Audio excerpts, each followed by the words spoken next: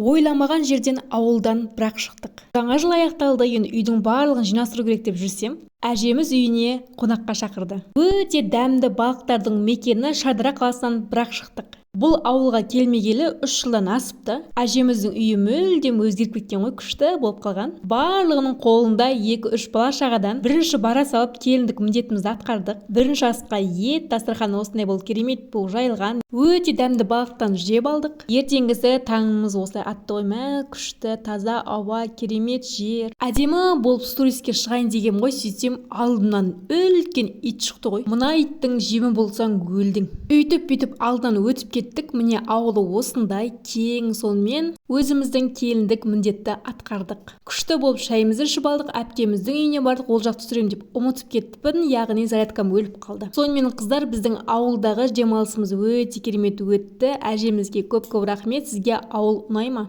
Көп қыздар айтады ғой, мен ауылға түскім келмейді, ауылдың келіні болғым келмейді деп. Негізінде ауылдың жағдайын кәдімгідей жасап қойған ғой, қала сияқты.